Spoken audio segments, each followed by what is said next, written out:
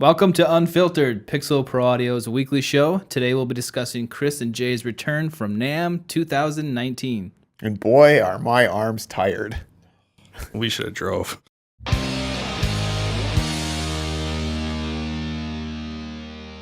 Hi guys, welcome back to Unfiltered, Pixel Pro Audio's weekly show.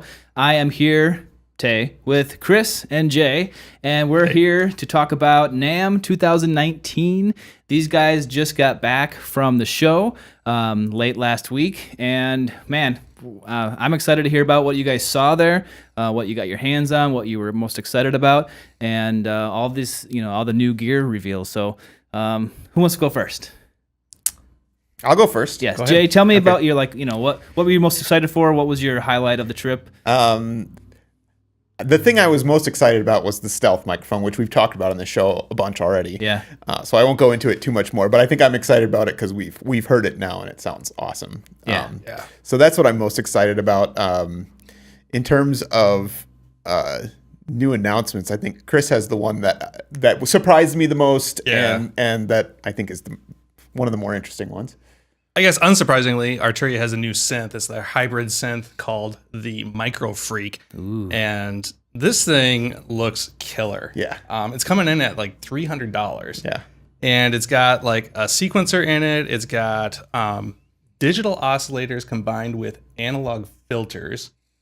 And it's got a bunch of cool stuff. One of the things that I always heard them say was it had this slice and dice property. Okay. And I was like, what is this thing? Some sort of like cooking knife?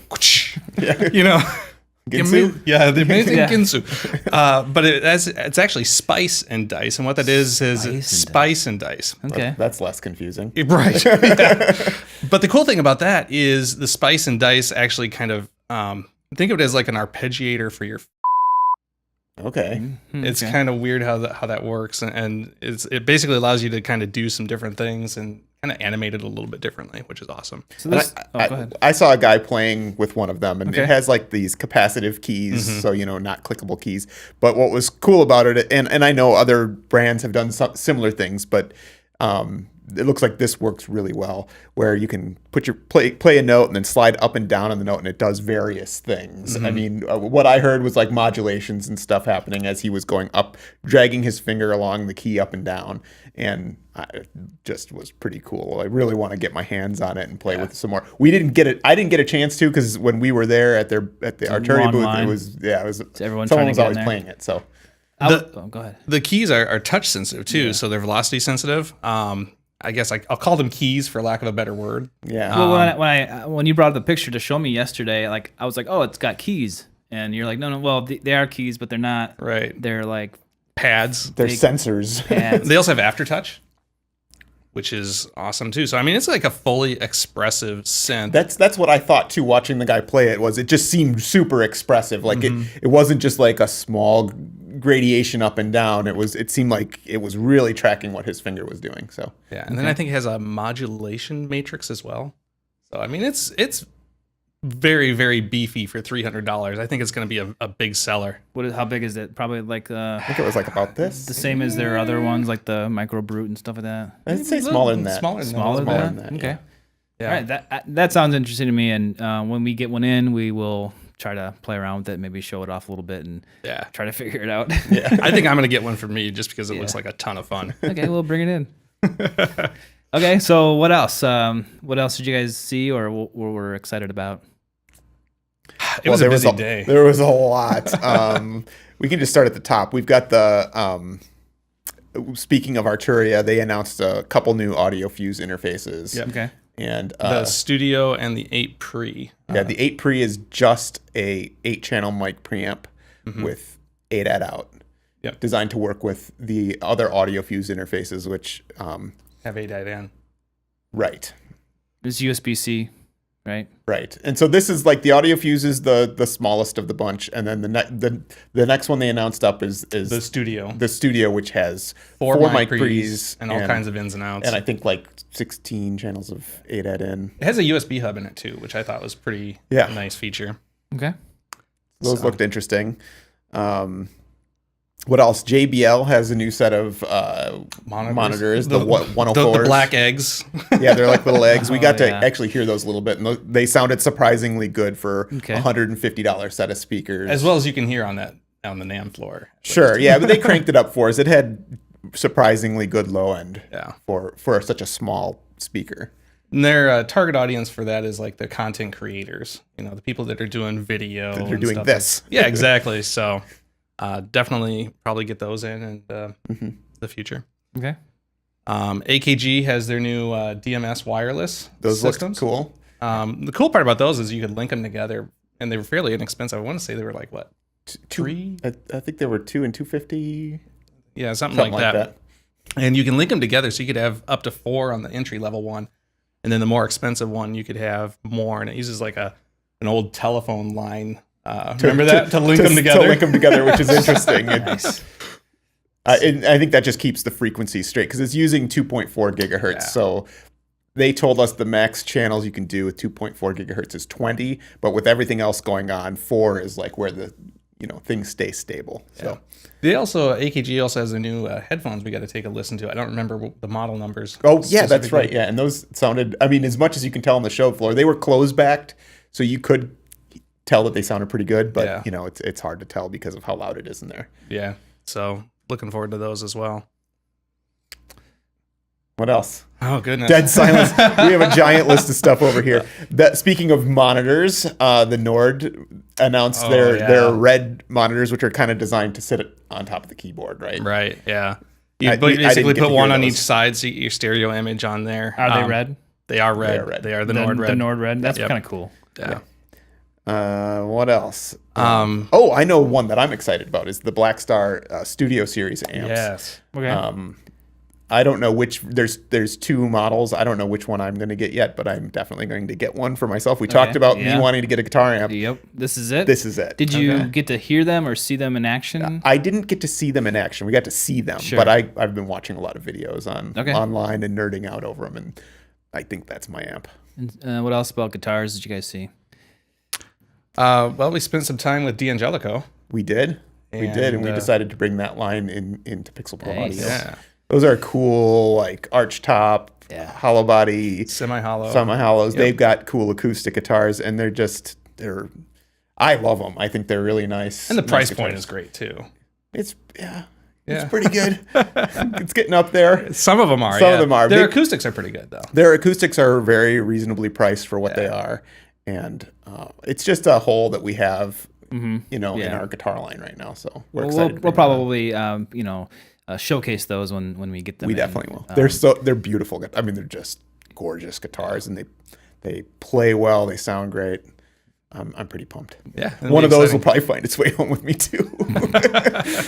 Let's stick around the guitar area. What about any pedal companies? Morley has their new artist signatures, but they're like a mini pedal, so you can get like the Steve Vai wah, the bad horsey. Yes, wah. Which is what they're most famous for. Yeah, I think. So you can get like a smaller one of those, and there's a few other ones out there as well that they look pretty cool. We just added Morley a couple weeks ago, so for us is a kind of a new line, but we're excited to see where that goes. Walrus has their new Lillian phaser pedal, which that looks pretty sweet. It does. Well, it doesn't just look sweet; it sounds sweet Yeah, as well. it's Walrus, so yeah, we've been really impressed by everything they put out. So they're a great pedal company. If you're looking for a phaser, I'd definitely check that out. What about Zoom, Jay? Yeah, the Zoom. So Zoom announced like basically what is just almost like a DI input into your computer, and it comes with a bunch of software and stuff for Zoom effects kind of stuff and modeling and stuff. And the only kind of weird thing a little bit is that it's a little pedal board, and if you see pictures of it, you might think there are tiny little knobs and displays on it, but it's all just like painted on. It's just a shell basically with painted on knobs and displays, essentially just masking the fact that it's just an input for your guitar into your computer. Yeah. Okay. But it's Zoom, so I'm sure that like what you're actually getting in terms of sound is good. Go ahead. Well, and then they also have their new guitar and bass pedals. What is the B1, the B1X, the G1, and the G1X? The X series has the expression pedal attached to it. So again, all connecting to their Zoom Lab software, and again for effects and modeling, and you can kind of change it up and personalize it and make it yours. Right. Let's segue with interfaces, but there was an interface recently announced for guitars. And did you guys end up seeing that there, the Audient? I did see it. I didn't get close up to it or anything like that, but that's the Sono by Audient. Still not sure where that one is going to fall in things, because I mean it's a guitar interface first and foremost. Mm-hmm. It's got the tube in it, which is kind of cool, but is it going to be something that people are really Do you going to remember like? what that was priced at? I want to say it was like $600. Right. So it's pretty pricey. Yeah. Considering you can get like a solo or something like that. I mean, obviously it doesn't have a tube in it, but it's not going to have all the modeling and everything, Right. all your amps. And to be fair, we didn't really hear the pitch on this Exactly. interface, so I'm not exactly sure what justifies that price yet. Yeah. But there probably is something, so we'll keep you posted on that when we find out more information on that. And then IK Multimedia also announced a guitar, like an interface as well. Seems to be the theme of the show, huh? Yeah, exactly. It's kind of interesting. It's like all of a sudden, here's 3 different options. Everybody saw the same niche in the market at the exact same time. Oh, that's a coincidence. Yeah. So these probably will be featured in Summer NAMM, which is more guitar focused, right?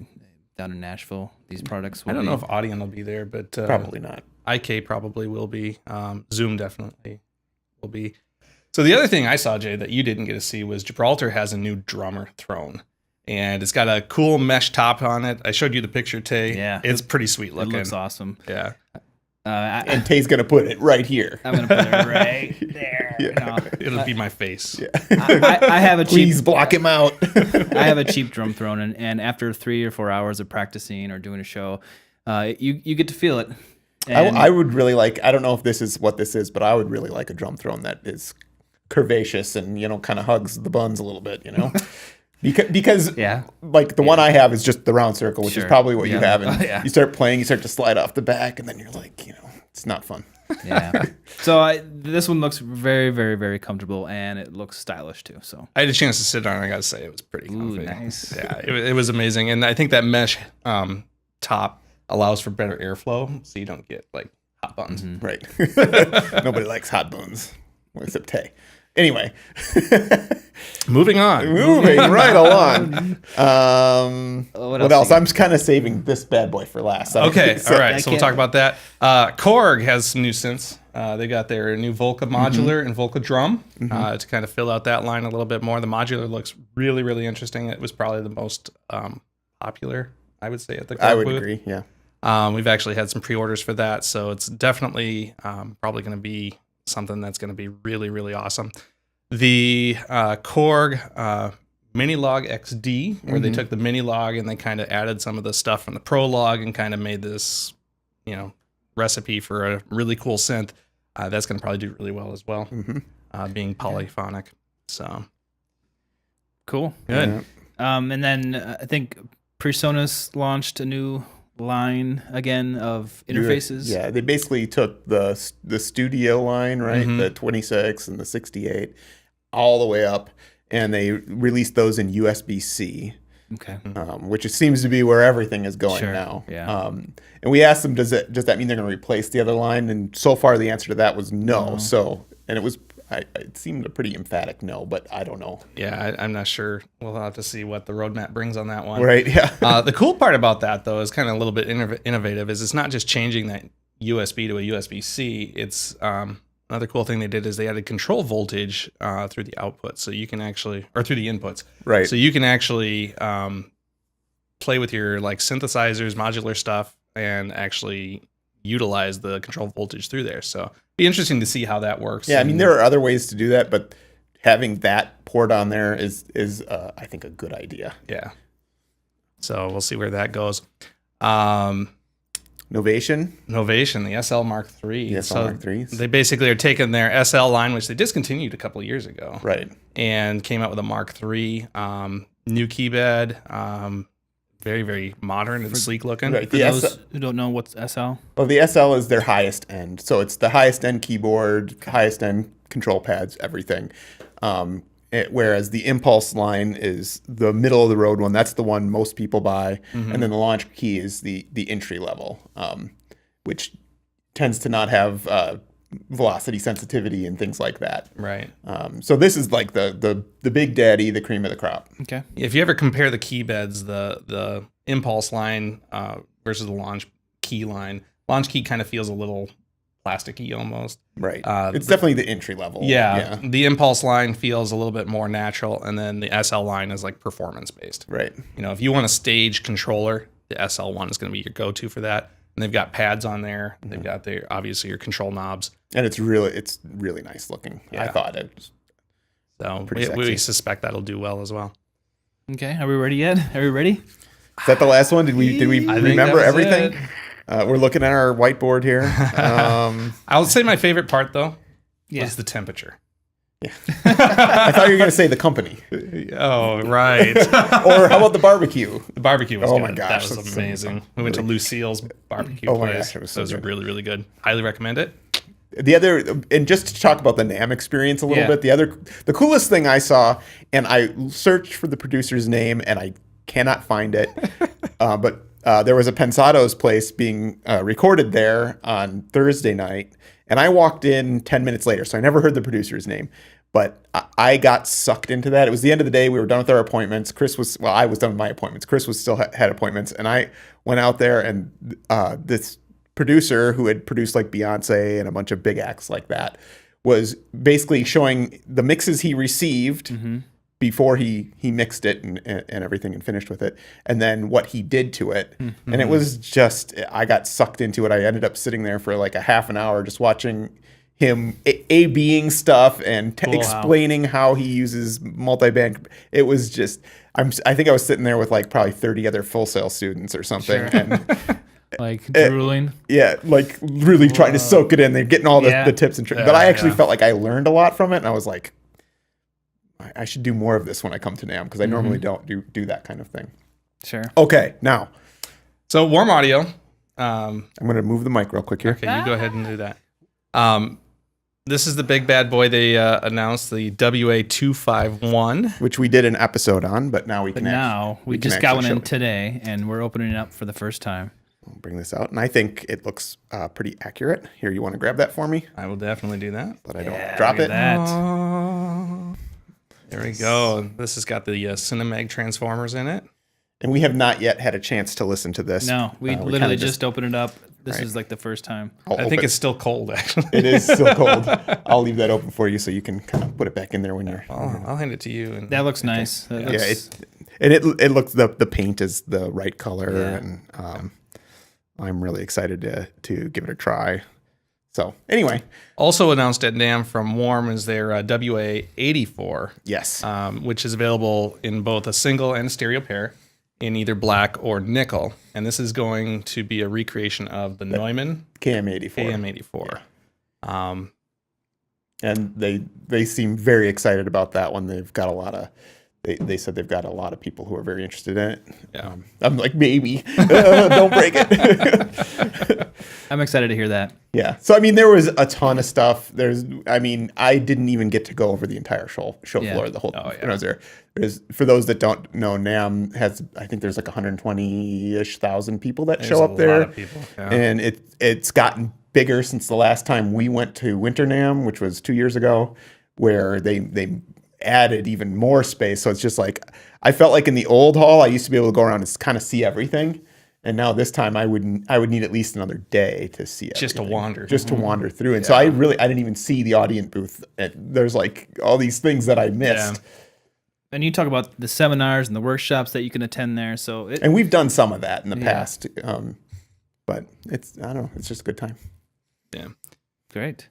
And then we also did take a little bit of time to meet with Sterling by Music Man and ESP and see the new models. Yes. So we'll definitely We'll be bringing some. Yeah, we'll be bringing some of those in, and we should bring those on the show. Yeah, Show some guitars. It's always nice to show guitars, don't you think, Tay? I think so. Yeah, maybe someday we'll do drums. Maybe we'll bring out the drum set. Drummers are kind of, right, guys. Right, guys. Speaking Yeah, of this is a drums, Chameleon, or not Chameleon, Crush, yeah. They have the chameleon kits. They have the chameleon kits, which they've got new finishes on, and Nice. then That's good. I was actually looking forward to that. Is that I'll have to look up what lines those new finishes are in, because the line I was looking at, there weren't that many options. So hopefully they've expanded that to the one I want.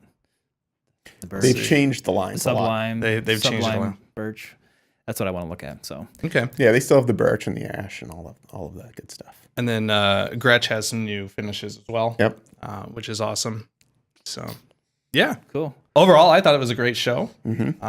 I'm excited about the new stuff coming out. I didn't see anything like that was game changing or like that was going to move things in a vast new direction. You know, like in the past we've had the change from analog to digital, and then from 16-bit to 24-bit, and 48 kilohertz to on up. And I'm not really seeing that right now. And so it's kind of like this interesting spot where everything has matured. Mm-hmm. And I think what we're seeing now instead is like all of the interfaces and stuff getting really refined and mature. So that's a good thing. 'Cause that means when you're buying the stuff now, you're getting quality yeah, at a good price. Well, welcome back, guys. We do this every year, and I think this year we're gonna explore a little more and go to Summer NAMM. Mm-hmm. Yep. So that'll be a different experience for us. But yeah, welcome back, and I'm glad you guys got to see some of these things that we've been talking about. And now that we've been getting them in, we'll be able to get our hands on them and show you a little more in depth absolutely about them. But yeah, thanks for watching, guys, and we'll see you back next time around the drum.